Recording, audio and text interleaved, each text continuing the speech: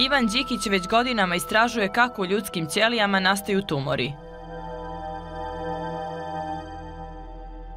Znači, mi napravimo puno eksperimenata koji nas ne vode rezultatima. Samo ljudi koji vole znanost tako duboko da prolaze kroz stalne frustracije i negativne rezultate, a znaju da će moći ili hoće otkriti ono što ih zanima, samo ti ljudi su uspješni u znanosti.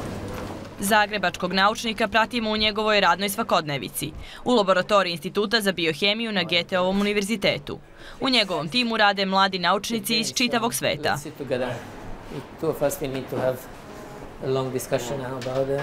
Engleski je službeni jezik u laboratoriji, svi se oslovljavaju imenom i povezuje ih zajednički cilj. Za velika otkrića je stvarno potrebno puno pažnje, puno iskustva, ali u isto vrijeme nešto ludo da čovjek se posveti radu 12 sati dnevno, 7 dana u tjednu.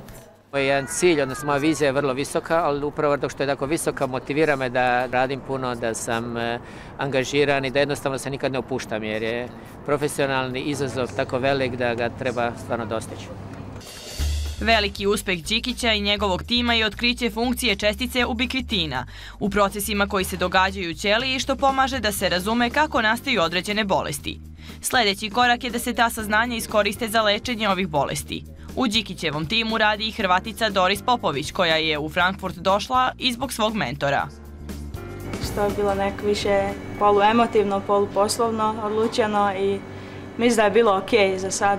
Ja sam zadovoljna. Dakle, nas je iz 8 različitih zemalja. Ako bi mi pričali hrvatski, drugi pričali španjolski, treći njemački, mislim da bi se izgubio taj jedan timski duh. A kad mi ovako malo popričamo sami skupa, uvijek pričamo na hrvatskom također, jer to je ipak naš materinski jezik koji mi volimo i lijepo nam je i zabavljati se malo i nekad viceve pričati na domaćem jeziku. Hrvatska je bila jedna stepenica u mojoj karijeri znanstvenoj gdje sam postigao plato i onda sam trebao naći nove izazove. Odlazak u New York je bio ogromni kulturni, a u isto vrijeme osobni izazov i moram reći da je tih prvih 2-3 godine bilo jako teško. Puno puta je čovjek mislio sad ću se vratiti, sljedeći mjesec ću napustiti sve. Od to vrijeme supruga je bila student još, tako da ona završavala medicinu i tek nakon 2-3 godine je došla u New York. Kada su Ivan Đikić i njegova supruga Inga odlučili da osnuju porodicu, preselili su se u Švedsku jer nisu htjeli da njihova deca odrastaju u Americi.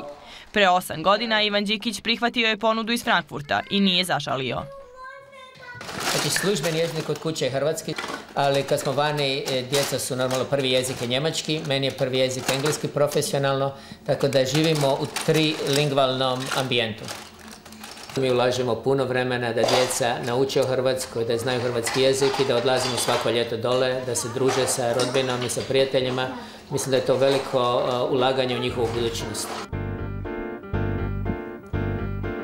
Đikić je vrlo zadovoljan jer u Frankfurtu može da uskladi privatni život i karijeru.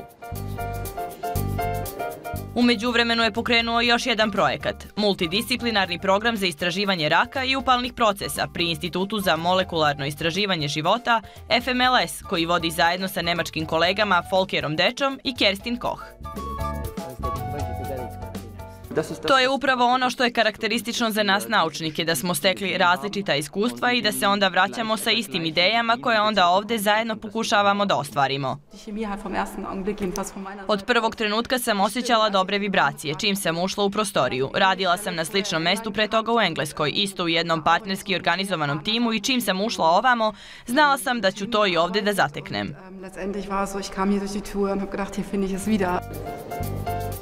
Da li je Frankfurt posljednja destinacija karavana Đikić?